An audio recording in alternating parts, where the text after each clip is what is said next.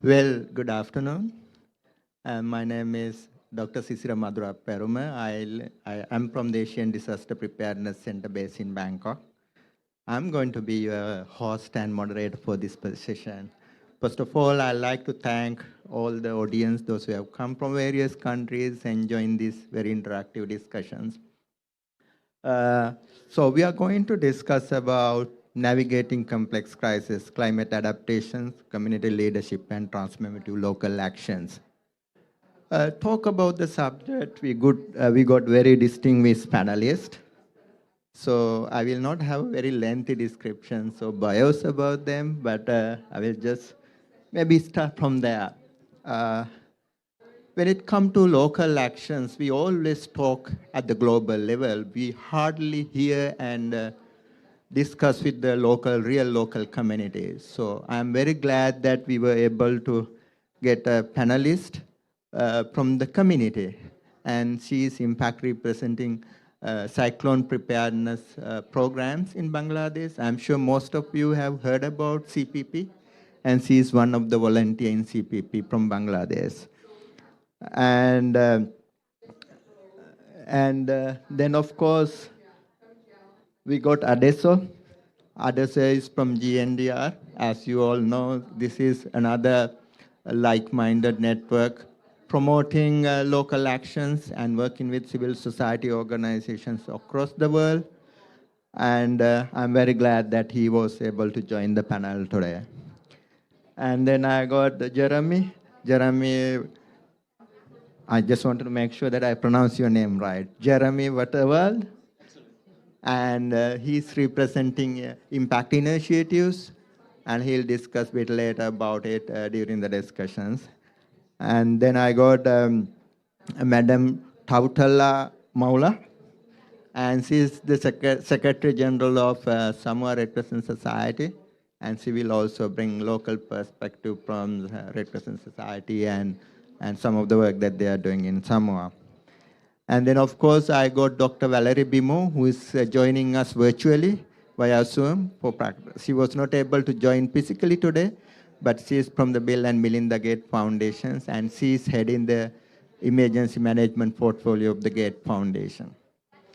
And we also got a cartoonist and a graphic artist who will listen to how they're joining our discussions virtually, and they will, of course, document they will produce very nice cartoons and design work based on our mood and our discussions.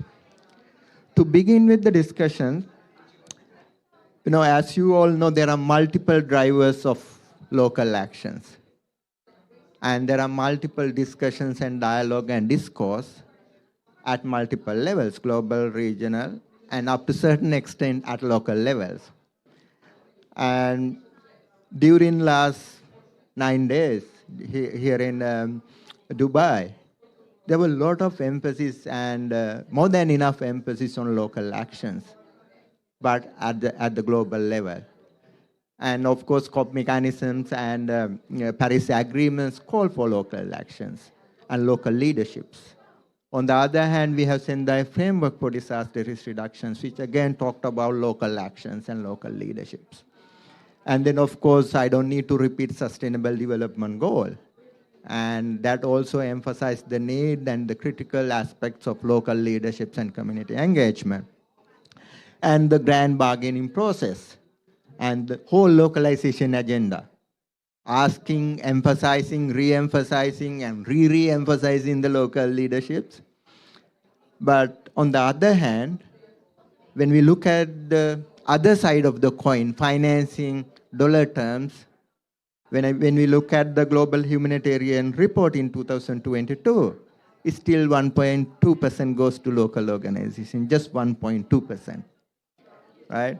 So out of all these multi-billion pledges that we have heard during this COP mechanism, I am personally interested to see how much would really be, at the end of the day, goes to local action, local organization, local leaderships, real change that we all are looking for.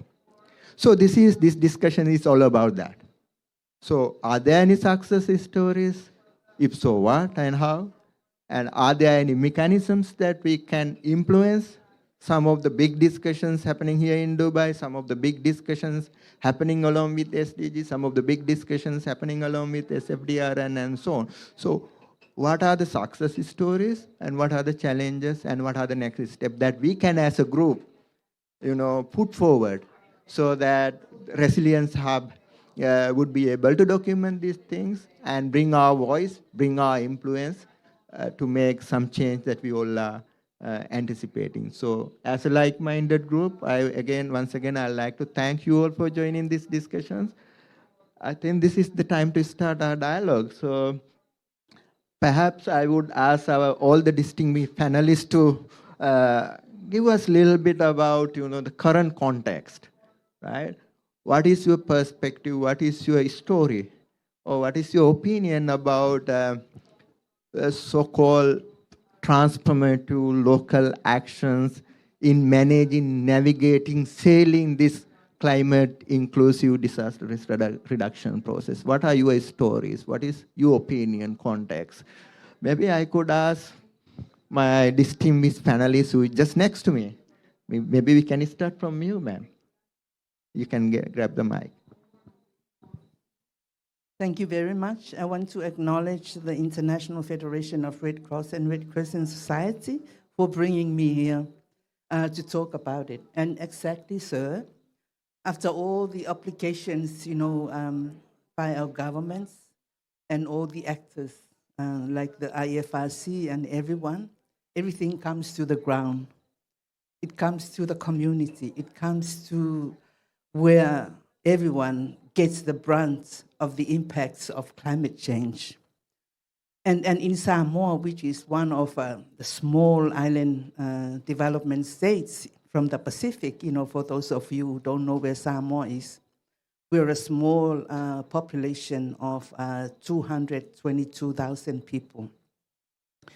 And for the Samoa Red Cross Society, as a member of the AFRC, we have this huge network that when it comes, to our own respective countries, we have to make sure we do something to the application that you have clearly emphasized and why we are all here at this point in time. Our governments and the Samoa Red Cross Society works very closely through an auxiliary partnership where we ensure that we don't leave anyone behind, as what we're saying now, to ensure that our people are in the center of everything that we do. So there has been some work by our government as part of their application and how they respond back to all of this dialogue that is being happening around the world. There has been toolkits made by our governments to be a convenient methodology for organizations like the Samoa Red Cross Society and the other civil societies and NGO to reach out to our most vulnerable communities. And we call these community disaster and climate risk management program. And this is where we go out to the community and train them on how to go about preparing, responding, recovery, you name it, through the DRM cycle, and how it can be done, utilizing the capacity that they have and identifying the vulnerability that they also have so that we are able to provide that assistance ahead of time. And as we roll out this methodology, we found out, especially from when there was a tsunami in Samoa in 2009, and a couple of tropical cyclones that happened, there has been some lessons learned of why there was a lot of destruction, there was a lot of lives lost, and that kind of thing, like what we are talking now. So we went back to the communities and do lessons learned, consultation and workshops, and try to identify what is happening. After all the training, after all the, the gathering that we do so that we can help each other. And what we found out was there's a lot of technicalities that needs to be simplified. It's that language that our community people needs to understand what we're saying, through climate change, through all these preparation and how we can do it. So we want to further go into engaging our meteorological unit, the meteorological people. Please, can we work together so that we can translate what you're saying through the weather bulletin that you put out each and every day? Because it seems like our people can only react when they see the roofs of their homes flying, from the cyclone, or even everyone getting, impacted, and as well as trees are fallen, that kind of thing. How can they ensure they can react more responsively before anything happens? So we were able to work together with our meteorological people. We went out to the community. They say there were the bulletin, and the Red Cross translated.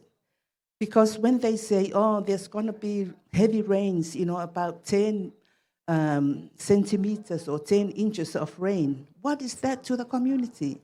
How can that be translated so that they ensure that there's no flooding happening, that kind of thing?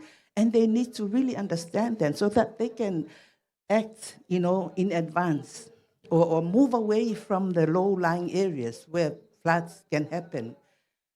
So we think that, it worked well. We think that it worked well, but there are also complexity to that. It's funny because here we are asking, because 70% of our communities live on the coastal areas, and we try to encourage them to move upland. So when we went to this particular community and they challenge us, they say, oh, so you're saying that we have to move upland. But, during the tsunami, during that earthquake, when we moved up, the land was falling on us. So where do we go? But these are some of the challenges that we need to think further about. So our Red Cross team was sort of talking about it and said, we gave it out to the volunteers, our young volunteers who are really, excited, and, they come with all sorts of creations, and they said, Madam, we can use the water bottles, the plastic water bottles that is, lying around. Okay, what for? I said, we need to train these people how to struggle with tsunami waves and storm surges.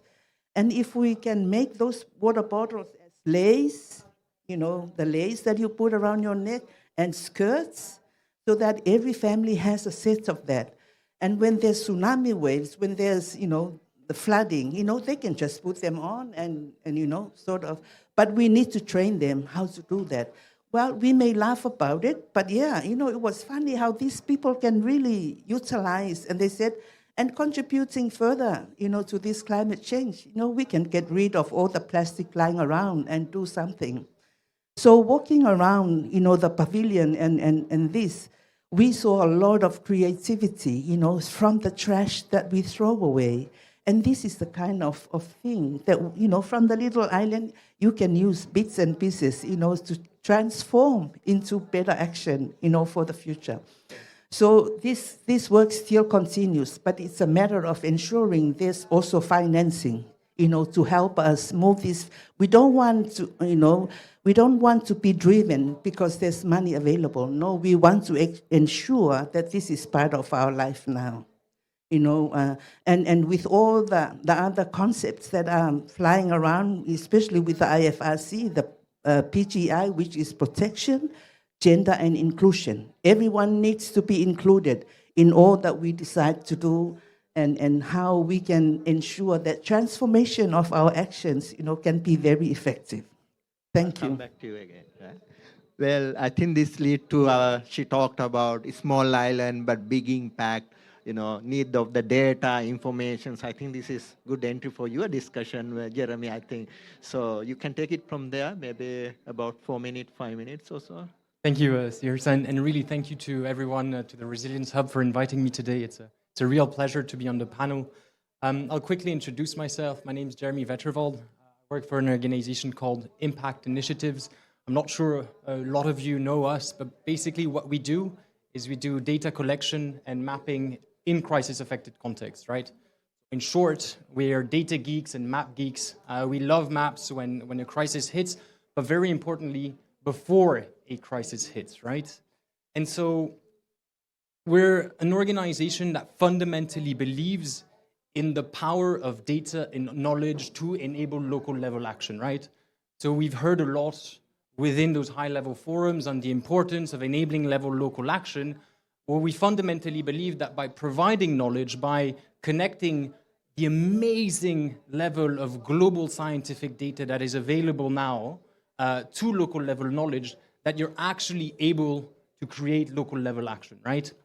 And so the kind of experiences we're going to share is really about how do you translate that global level data into local level action, right? So yes, a lot of buzzwords, you tell me, we've heard this multiple times, but basically through geospatial analysis, through mapping, you are able to understand hazard and exposure. You're able to, I really like the interventions from the fellow panelists here on, you can actually map sea level rise, you can actually map tsunami risks, you can actually map land degradation, landslide risks.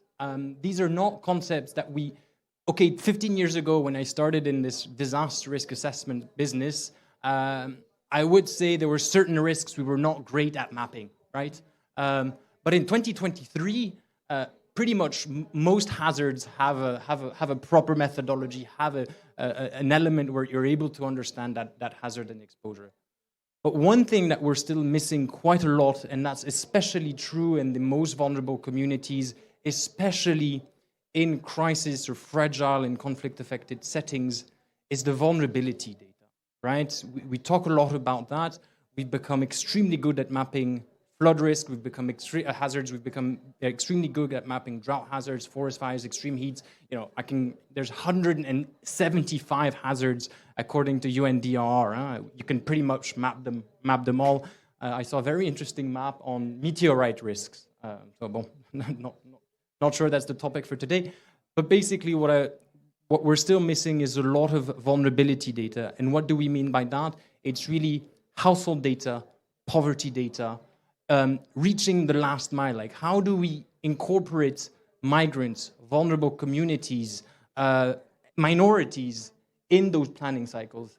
And we've seen from the huge amounts of research we've done in more than 30 fragile and conflict-affected countries, where we really send literally, teams of enumerators to talk to thousands of people, finding and mapping and getting the voices of the most vulnerable that are not either formally accounted for in national statistics, subnational statistics. That's extremely difficult. And the only way we can actually read those communities is by working at the grassroots levels with the Red Cross, with JNDR, with the community volunteers. And this is basically something we started doing 5 years ago, where we had a partnership with the Red Cross, and we did a lot of risk analysis at the local level, partnering with the Red Cross communities at the community level in order to do community-based disaster risk management, right? Sure. So we'll come back to some of these data points later on, but thank you. Thank you, Jeremy. Adesso, why don't you go ahead and tell your story? So much. Can you hear me, I hope? Yeah, so my name is Kosivia Desu, and first of all, I would like to really thank Karin and the brilliant team of Resilience Hub for this great job.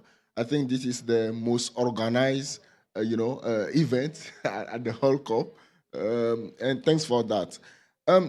Coming back to the question, I would like to share my experience from 3 different projects that we've got. The first one called Views from the Frontline, the second one called Localizing Climate Projection, and the third one is about local leadership for global impact. And from all these 3 projects, I have some questions. The first one is, how do we work with communities? The second one is, how do we break all this international framework? The third one is, where this international framework will be implemented? And finally, how do we understand the need of communities? And in gender, we believe that the best way to understand the needs of the community is to go to the communities, to talk with the communities, to transform the community to lead the development process. And that's why in our project, we visited them. We try to consult them, to discuss with them, to understand their need. And we do all this through data. And how do we proceed? So GNDR is a network. We have our local organization as members who directly interact with the communities. They go to the communities, they visit the communities, they collect the information from the communities. That's the first level. Then after that, we go back and we say, look, this is what you told us. Are we correct? They say yes or no. If they say no, then you need to correct again the information. After that, these are the needs that you've expressed. How do you think we should solve the problem? So we do not reflect at the place of the community, but we reflect with the communities. Then the second question is, what is your priority? Then at the end, you say, okay, look, we will have a very limited budget, but this is what we have. What do you think we can do with the money? And you let them lead the process itself. So data is extremely important, but the data should be provided by the communities, should be understood by the communities, should be managed by the communities, and the solution should be, building the solution process should be led by the communities themselves. This is for us something very, very important. And to do this, we have been talking about localization via different programs. I think localization needs to have a meaning, a practical meaning on the ground. Without that, the localization should be one of those concepts added to the several concepts we have already. That may not mean. And in this context, localization means shifting the power from the top to the ground. Shifting the power means that you are offering the possibility to the communities, you are offering them the resources, the finance to really lead their own process. But this shifting of power has its own challenge. And I want to make use of this opportunity to launch a call to the donors. If you believe in localization, then please be flexible with your fund. Because localization is a risky process. Localization is a process where you provide resources to community and you are never sure they are going to do it 100%. If you ask me, GNDA Secretariat, to provide a report, I can provide the report on the finance. But if you ask community to deliver and provide a report, believe me, you might have some gap. And the flexibility should be, the fund providing should be so flexible that we proceed with the community, we empower their capacity, and progressively they will become self-reliant. Thank you. Sure, thank you. So let's hear from, now we heard from, various institutions and initiatives, right? Let's hear from the community volunteers. And we all agree, and we already heard that they are the one who get the most amount of impact. Also, they are the one who does most amount of work. On the other hand, perhaps they are the one who get least amount of funding also. So let's hear from her. What is your story in responding to disasters? Hello, I am Mehnaz from Bangladesh. I'm a community volunteer of CPP, Cyclone Preparedness Program. Actually, I would like to share my challenges and wherever I worked. Bangladesh is a disaster country, and I came from too much rural area, and this area is very vulnerable. So maximum time I face cyclone and disaster problem. Actually, I worked many activities from CPP. I worked at ILA when I was too little. So then I worked at Ampan, where I worked to feel sent back and put on a embankment filling. And then I worked years to save people's life. And no need. Thank you. And maximum time when I try to overcome this disaster, but we think when next disaster is coming, every time we scared.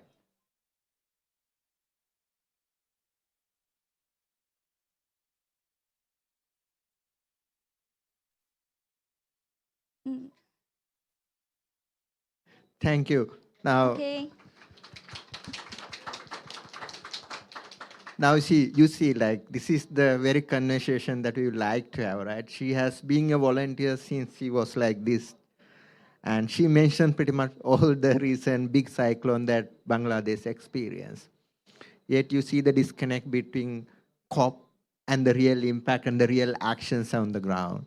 So this is the very reason we would like to hear from her how scared they are about upcoming cyclone or upcoming flood and upcoming disasters. So this, I got goosebumps while she was talking about this, right? So I think this is the very cause that we all need to work together. I'm glad that we are organizing this event with the backdrop of late Professor Salimul Haq, who has been advocating for his pretty much entire life for local leadership, local actions, and so on and so forth. So I think this is a good time for us to connect with Dr. Valerie Bimo, who is connecting us with Zoom, and she's heading the Emergency Management Portfolio Bill and Melinda Gates Foundations. Dr. Valerie, you have heard from different partners in your ecosystem, and you have been one of the advocates for this localization process. So tell us your story. Thank you, Cecilia, and thank you, everybody. I'm sorry I cannot be in person. I was at COP, but I have to leave 2 days earlier from other reason. I think it was good to come after the different intervention because I don't want to repeat too much. I think one thing is science is really essential. It's really important. And I think we cannot continue working with what we knew before because the science, we are in a world where we advance a lot in the science and we have a lot more data and we heard it from the panelists. We have a lot more knowing and it's unacceptable that actually we are not doing better. That is the first thing. And the second is the buzzword about localization. What does it mean? I think I wanted to say the proximity is really essential and the flexibility. I heard that. We cannot have a cut place for different communities because they are living it differently. And we heard that from Samoa, Bangladesh, how concrete and different. I think I wanted to focus on, as me, the way I've been working for 20, 30 more years, in different disasters, and I've been responding to multiple crises across the world. One element that sometimes makes the difference, of course, is the leadership at the community. Is when the community feel empowered, when the community feel sitting to make decisions, because often enough, we come and tell them that, oh, we train you, we have this, we have that. How do we make sure that the community, they have a lot of knowledge. They know either from traditional, from knowing the environment. I think the first thing for me is like, how do we make sure that we ask them the question and we let them lead us? We may have the science to compile to help them, but they have the knowledge and the day-to-day. And their vulnerability is maybe not the one we perceive. I think that is the first things I wanted to bring. The second piece is that we can do all that from global and we try to do multiple community. For me as a donors and things like, how do we scale it? How do we making it. And one of the elements is really partnership, but how do we bring government? I think a lot of the time we're trying to go straight from donors to local community or volunteer, and I don't think that is sustainable because grants, there's a limited of money. Government have to take their lead. And when I said government, national level, but the municipality, the local government, it's their duty, it's their need. Are they having budget? Do we have law that actually procreates it and then help doing that? Unless we have that, you can have, because there's a lot of data, the meteorology, how do we go into that partnership? And the next level is that we have, when we talk about partnership, we tend to see non-profit donors, but I think we have government, private sector play a big role. Usually private sector know what to do things and quickly. How do we tap in that level? Not for them to just put money, but for them to bring their technical expertise. Media play a big role in information, in leverage. Are we looking at that? I think, Cecilia, I just wanted to bring back to say localization become a buzzword, but localization, we have to believe that people themselves know and are aware about what is going on, they know what to do, and that they can find a solution if we are there with them to support. And we have to stop trying to train them or trying to tell them what to do, and we have to have them lead us, and we support them with the science, we support them with the money, we support them with the doing. And I agree with somebody who was mentioning like flexibility and not a copycat, simple solution, but really have them drive what it is and be flexible to adjust. Thank you. Thank you, Dr. Valerie. Well, so let's progress a bit more. So I would ask these questions in 2 rounds. First to Madam Secretary General, and then our volunteer Mehanas. So my question, I know that when we talk, we have so many challenges, so many, you mentioned some of them, right? So if you are to just identify one, the most important challenge which set back this transformative local action, if you have to select just one and talk us about it 2 minutes, what would that be, ma'am? From the experience, you know, our people are very much into their traditional values. You know, a lot of time it's a real challenge, you know, with the scientific development against traditional value. It's a matter of making sure there's a balance between the two, because like what I have spoken about, allowing them to move inland, it's not easy, because they think that they will be losing where they have started from. And this is a land that was made specifically for them. They have their ancestors buried there, they have everything there. And moving away from the land is not on. It's not something that they can do, you know, within a limited time. So far and far, we have the new generations coming in, you know, people who are now being transformed into what the real world is at this point in time. So there's some, you know, there's some actions already in place, and people are very much into agreeing to what needs to be done, because, you know, we can't do much. You have to move to be away from, you know, where it's mostly affected. Sure. Yeah. Sure. Well, you said one. Can I make it two? Okay, just then half a minute, okay, for the second one. No, I just want to mention it. Okay. You know, this money thing, the finances, you know, because we can't do it all without finances. So, yeah. So Sure, it's thank you just so that. much. Thank Make you so sure much. that there's something, you know, Okay, so to help let's us hear through our from, work. sure, let's hear from Mehanas. What is your biggest problem or challenge? Actually, Bangladesh is a Muslim country, so you know, our parents are conservative minded. From my experience, when I worked with others volunteers, though we have 50-50 male or female volunteers, but maximum time uh, maximum time worked male volunteer in disaster. Okay, got it. Got it. Thank you so Uh, much. I was only on female volunteer who feel to send back and build a embankment. Okay, It's challenging to me. sure. Thank you. Actually, their mind setup was the girls is not proper work hard as like that. Okay. So cultural nuances. Thank you so much for highlighting that. Let me come to Jeremy now.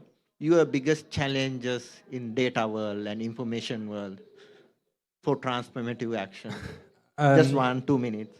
Yeah, I think the two issues that have been highlighted here, one is how do you capture the voices of people that aren't very visible in society? That's extremely difficult because you start entering a space where, yes, you, on the example of Bangladesh, it would be critical to get such voices of a person that's actually rebuilt an embankment. Let's recognize this. In the kind of planning, in the kind of project development exercises, but of course you're then confronted to societal norms. So how do you bridge that gap is extremely difficult. So yeah, the kind of solutions we can bring to the table is how do you bring those community voices together? And there's techniques on data collection techniques, focus group discussions with women-led groups, working with women-led organizations, CSO, civil society, to capture that knowledge is usually doable. But this requires a lot of robust research protocols, robust research approaches, and very importantly, the connections, and I don't know who highlighted, but the partnerships, right? You need to work at the kind of sub-city in the small coastal city, identify a CSO that actually works with those voices, and that requires to be on the ground. Sure. So let me go to Adesso. So what is your biggest, the most important challenge that you can explain in 2 minutes? In 2 minutes, maybe I will talk about the planning. How do we ensure that our plans are risk-informed, are sufficiently risk-informed?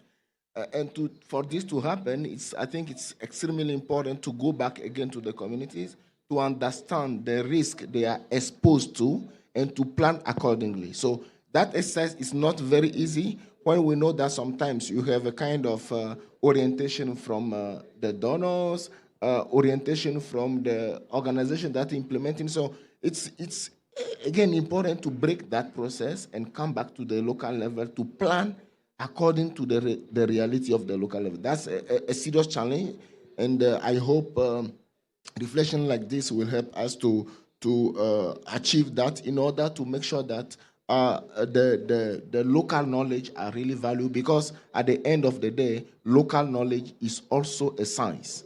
Sure, Thank sure. you.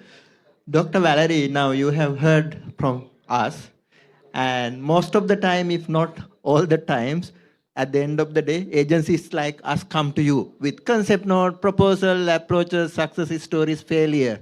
So what is your biggest challenge when we come to you asking transformative support for transformative actions?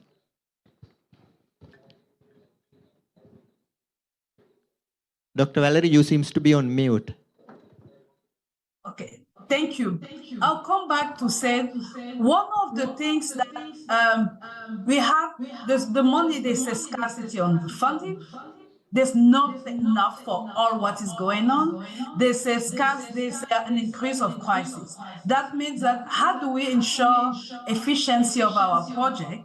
But often enough, people come with projects that are short term, and we know a lot of the issues that we need to solve are long term. We cannot go to a community and expect things to happen in 6 months. We know that is failure. Then how do we become more efficient, more longer term vision, and start seeing things for longer term? Because only then we can have efficiency. And I think that is a big challenge because there's so many things and people are duplicating effort. A lot of the time from the same area, from the same place, you have 4 or 5 different proposals who come with differences and actually that compete for each other. And a lot of the time, government, local authority are not even aware and they do other stuff with other money. And I think we need a better coordination, a better partnership, but also having a clarity of vision. How do we look at the long term and how the action today can help the community be better? That's why focusing on adaptation, focusing on the change and resilience versus focusing on just relief work. Thank you. Thank you, Dr. Valerie. So I want to make sure that I have some time for a few questions to the audience also. I'm sure you are very eager to ask some questions. Let me have one more round, but this time it's 1 minute. It's like financing, it's keep reducing. So the last 1 minute round, now we talked about the current context, we talked about the challenges, but if you have to do things differently, or maybe do things better than what you do, what would that be? Just 1 minute each. It's inclusion. Okay. We have to ensure that people on the ground, people in the communities are included in our planning, in everything, the design of the projects that we will be working on, and everything. If you want it to be a localized activity, they have to have the ownership of that activity.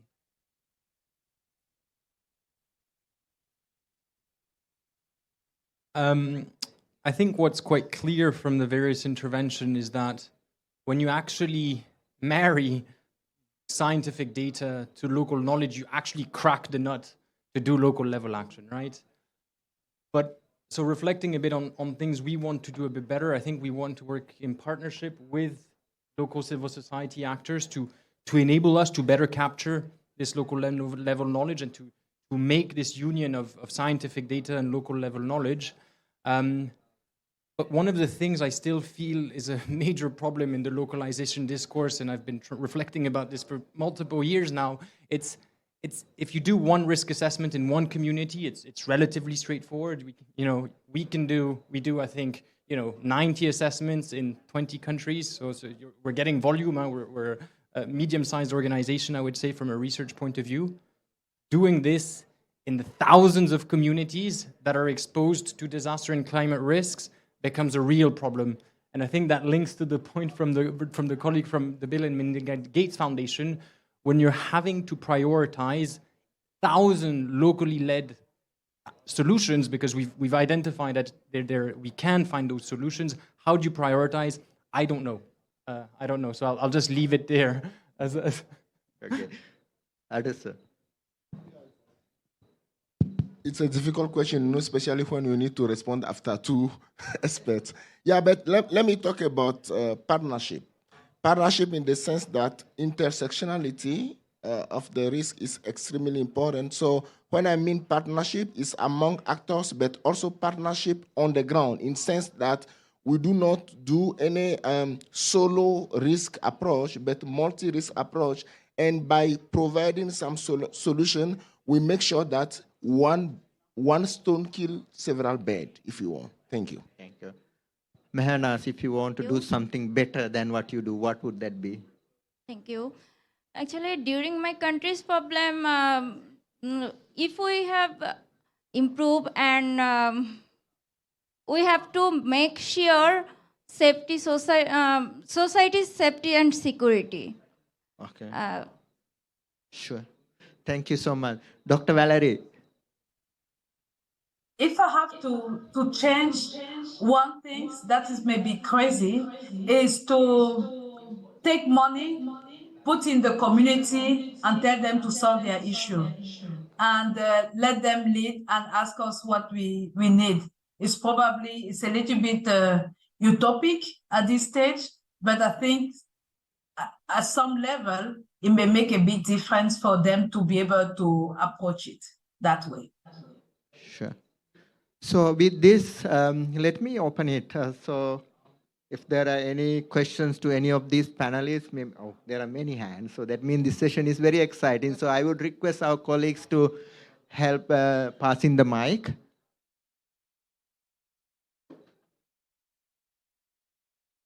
Let's take one by one. Yeah. Thank you very much. I was encouraged by the subject and the discussion to be in this side event on the navigating the complexity crisis and also how we can build the transformative locally led actions. I think it is a very good discussion and also very educative. Thank you to the panelists and the moderator. I think the dynamics of the climate change or changing climates varies from different region to another. From the perspective of pastoralists, I think the dynamics is quite unique. Very much challenging, talking of maybe you ending up losing your entirely livelihoods.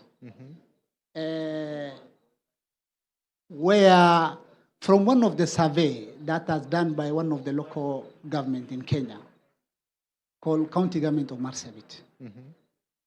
The survey was dubbed participatory climate risk assessments. We really had a lot of feeling issues about the climate change, whereby in those surveys, the big concern that we have never had even from anywhere is about the climate migrants. Marsabit County is bordering with Ethiopia. The community living there entirely, they are pastoralists, 95 to 99%, losing their entire livelihoods, turn to be now migrants on the Kenyan side, seeking for the alternative livelihoods, maybe looking for food donations from the county, the local governments. And our wonder is, when it comes to the conflict or war migrants or refugees, a body like UNHCR came into an aid.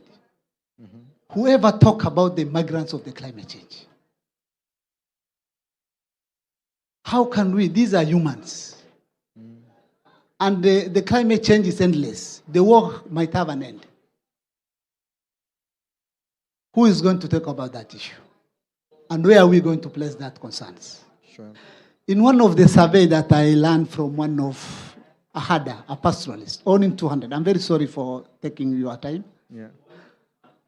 200 head of cattle, ending up losing the entire 200 heads. Turned to be a shoe shiner in town, a sun loader, building a resilience. Who is aware of this human body? Who is taking care of? Is an Africa, having choice of children, sharing their different case studies. Sure. So I think the issue is about what even Dr. and the panelists are saying, about how are we going to build the locally led actions. In adherence or in consideration of the local administration on the ground. Building the strengths or capacities of these local actions, the structures. Sure.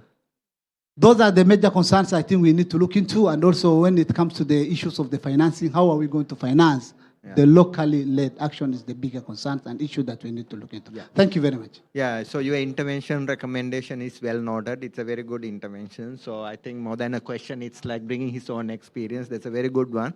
Thank you so much for raising that. So let me go to this gentleman. I think he has been raising his hand. So I would request if you can be, if it is a question, make it short, also intervention short, so that many others thank are you. raising their. Thank you. This is Javed Hussain from Pakistan. We are the member of GNDR And we have been working on disaster reduction since last 10 years in the country. I'm just, want to know your perspective as a Asian disaster preparedness, GNDR, and Bill Gates, of course. When you talk about the localization, is it the local implementing partner is part of that, or it's just to get the knowledge from the community and conduct the activities from Thailand, Bangkok, and all these other big cities? Either there is a importance of the local implementing partner, because if there is no any local capacity in terms of the implementation, then you people will go and in another country of South Africa and kind of other areas. But what about the local capacity building within the implementation bodies, as an practitioner, as an implementer, as an the research kind of that? What mechanism do you have to address this issue? Sure. Maybe I can, since you refer to ADPC, I will be very short. So there are different connotations about localization. But the way that how we act and how we interpret is that we define localization is a process led by not ADPC, not regional or international organization for sure, but the national government, subnational government, local NGOs, local civil society, local academia, local media, and so on, all local actors at the national, district, provincial, and community level. So this is how we take the philosophy as localization. So in that, of course, capacity building of these systems, institutions, organizations, individuals, champion is part and parcel of this localization process. This is how ADPC work with some of our flagship program called Asian Preparedness Partnership. So anyone else want to add us, or you want to? Oh, you want? No, I think you are correct. So localization at the end of the day consists of empowering the local actors in mapping their need themselves, expressing them, collecting the resources, implementing their own solutions. So it's a long chain, and this does not include only local actors, but it also includes all the other partners that interfere, in this process, to make sure that everyone understands the process and everyone contributes in implementing the process. Thank you. Sure. You want, maybe quickly? Just a quick comment on the research side. I really want to emphasize the importance of what we're trying to do is to capture this local knowledge that exists. And so to answer your question, in the countries where we are operational, we do work at the city level or community level where we capture, we do workshops. And one of the things we're very adamant about is on raising awareness on the tools that exist. If you tell me your community, we can just go after this meeting, Google together. We can probably map 5 hazards in the next 5 minutes, right? This is things that exist, that is available. It's taxpayer funded. So we're really trying to raise that awareness and make that knowledge available at the local level. And so that's where the main difficulty we're still facing is this vulnerability. Sure. I want to give opportunity to this gentleman. He has been raising his hands quite so. My name is Douglas Utino from Kenya, from Tinada Youth Organization. I'm also the national focal point for GNDR. My question goes to the community, because we cannot achieve resilience and localization agenda if community are not well organized, if there's no proper leadership. Mm-hmm. And that is where the problem is. Nobody is there to bring the community together. They don't have one voice.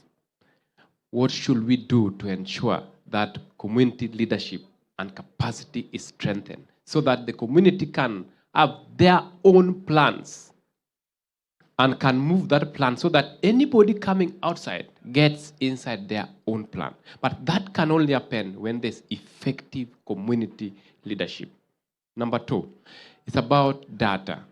There's a lot of data. We work with different communities, and we work on the VFL project that Adesu was talking about. And that data was spread to the community, and they have those data. Number of institutions, number of universities, number of organizations come and collect data. Then they go with that data, they are not coming back to the community. what should we do to ensure that the community have their own data and they use that data to make their own decision and analyze it well to make their own decision and plans? Thank you. Sure. Thank you so much for that intervention. Last question, perhaps, because I really want to finish on time this one. So, this gentleman over there, yeah. Yeah. Hi, my name is Cooper. I'm a researcher from the US and Indiana University. I was just wondering what sort of software you're using for your mapping initiatives. Is it open source? Is it paid? And do you feel like open source software and participatory mapping methods can improve equity and getting power back in the community's hands rather than forcing them to pay a very high rate for a paid subscription? Yeah, Jeremy, you would like to? Maybe I think the leadership question is important. Okay, go ahead. Yeah. Okay, I think it's yeah, that's a very good question.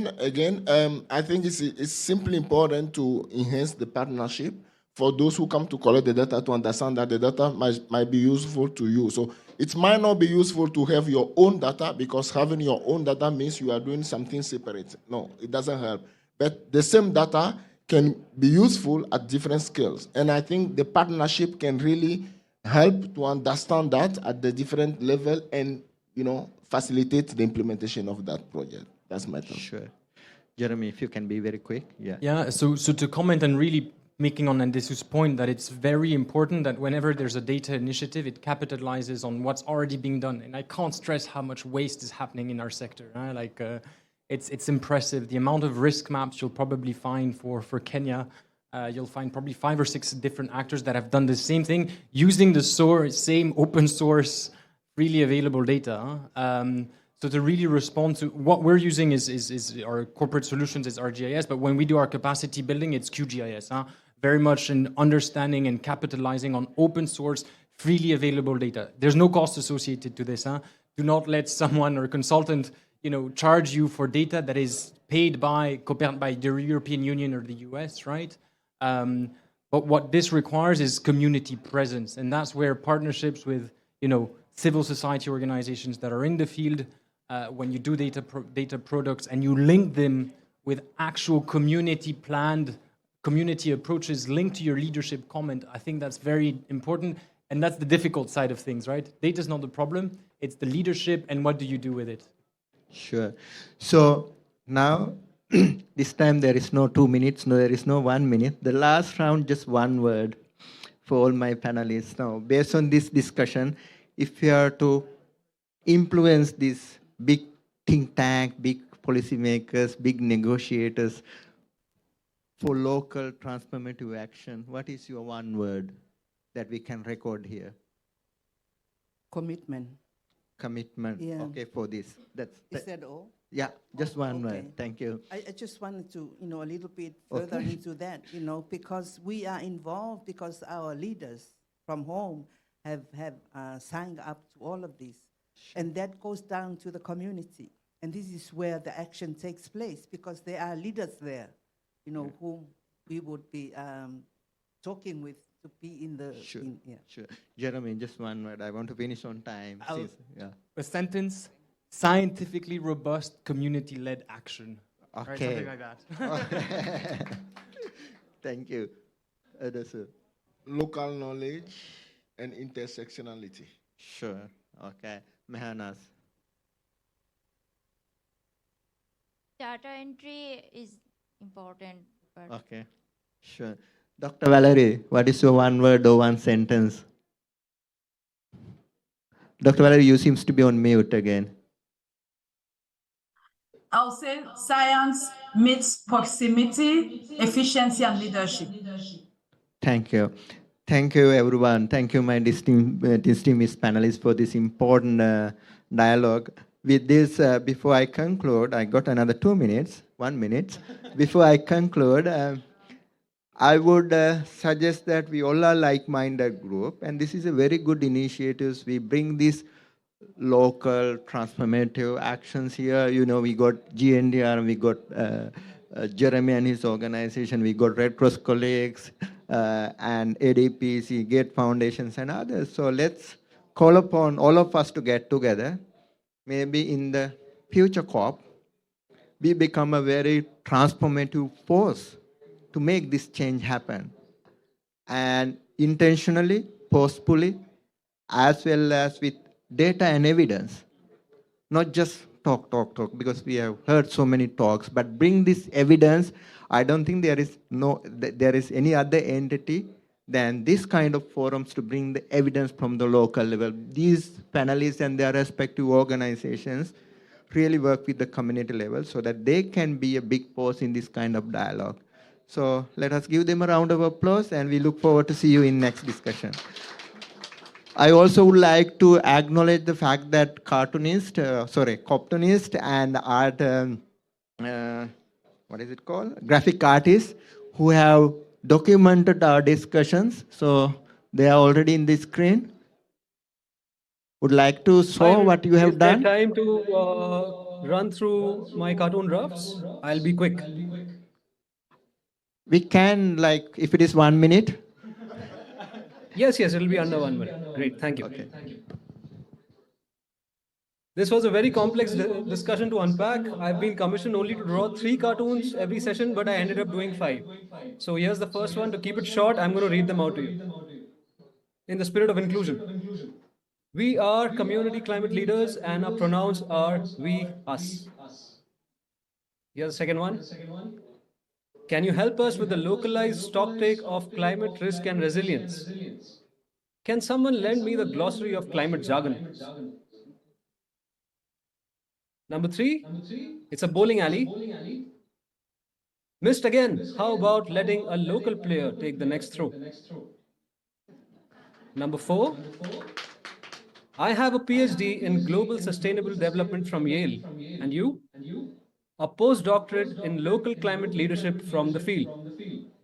And the final one, this is dedicated to Mehnaz. Mehnaz, I'm from your neighboring country, India, and the issues of climate and disaster are very similar here. Thanks for your inputs. This one is dedicated to you. So kids, can we all pledge to be like this globally famous climate warrior? And the kid says, you sure can, but our role model is right here. Thanks everyone. I'll be in touch with you and I'll be sending you all the drafts. If you can let me know which 2 or 3 you like the best, I'll keep them colored for use in your publications and presentations. Thank you. Thank you so much, everyone. Keep in touch. Thank you.